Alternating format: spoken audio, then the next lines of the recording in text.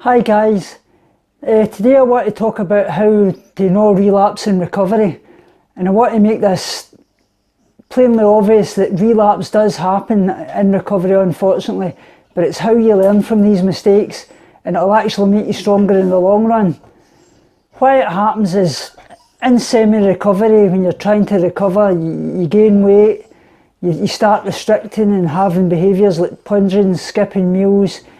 For a few days you start exercising, and to put this bluntly, in recovery you really shouldn't exercise, and this is something I've actually struggled with in the past, so I know myself that over-exercising is a real problem for me, so I can relate to that.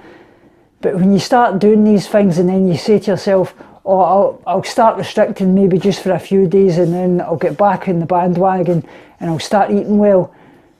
This doesn't work, because that's no you actually recovering, that's you in semi-recovery and you're actually giving into the eating disorder behaviours and giving control to it.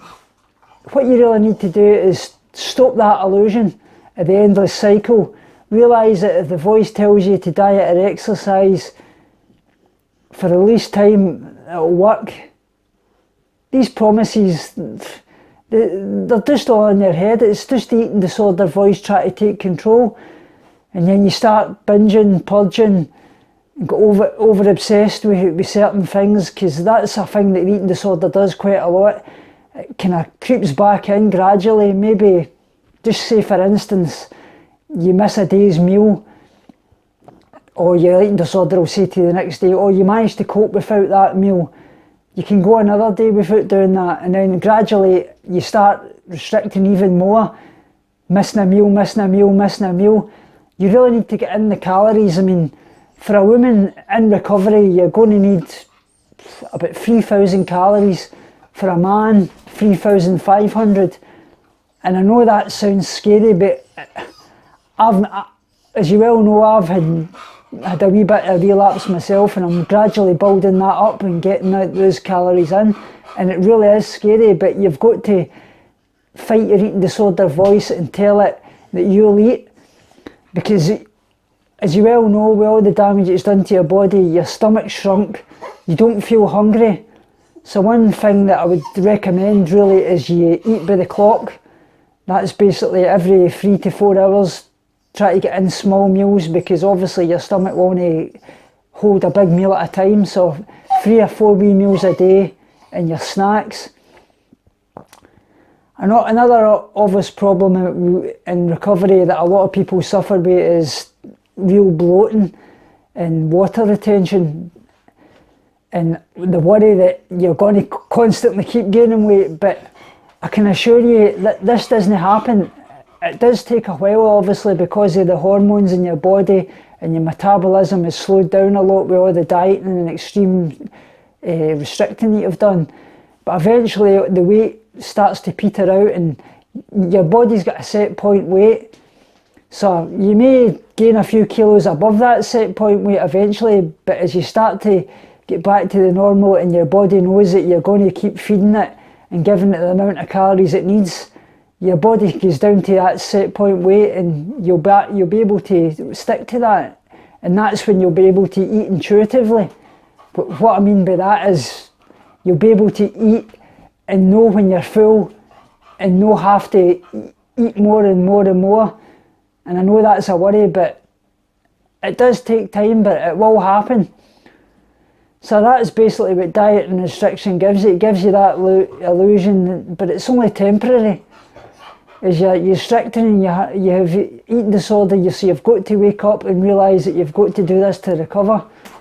To recover, if your ED tells you, it'll get more out of control. So one thing I would recommend really is, a good few tips for recovery is ditching your scales and anything you use, whether that be fitness trackers, body composition monitors, anything like that. Just get rid of them, because that's just going to feed your eating disorder. And don't count calories as well. Just eat. Your body's quite good at realising how much it needs. It will tell you how much you need. So just eat and eat and eat, and don't be scared about that, because it's all going to help you in your road to recovery, and it'll get you to the point you wait to want to be. Obviously, as well, like I say, eat by the clock and follow your structured meal plan by your dietitian, because that's vitally important. Obviously, you know, I've went vegan, so whether you're vegan or you're non-vegan, don't be worried about what to eat, and don't fear certain foods either. There's no good food and no bad food, and no bad meal or whatever you call it is going to make you fat, and no good meal is going to make you skinny.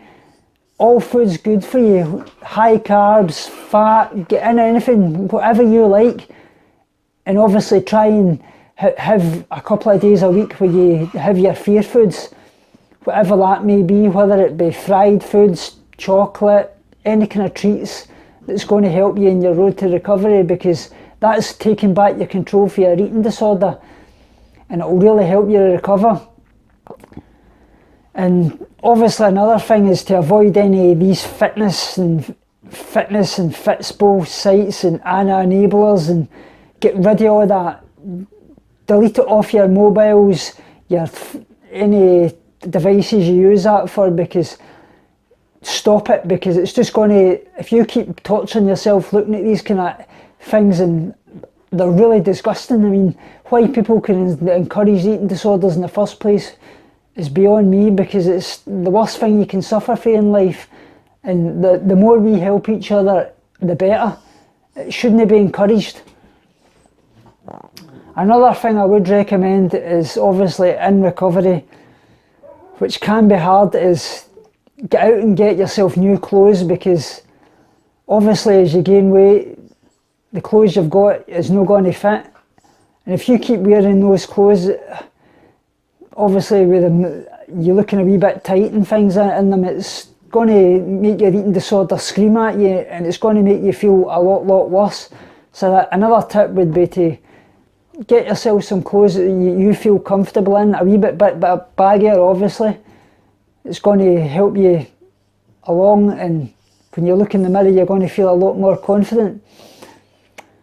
So that's basically everything that I can recommend just today. I'm going to go into more depth in this and recovery and things in my next videos, and I'm going to be making another video on my eating disorder history, because I'd like to update that, because obviously that was quite a wee while ago, and a lot of it didn't upload, so I would like to do more for that.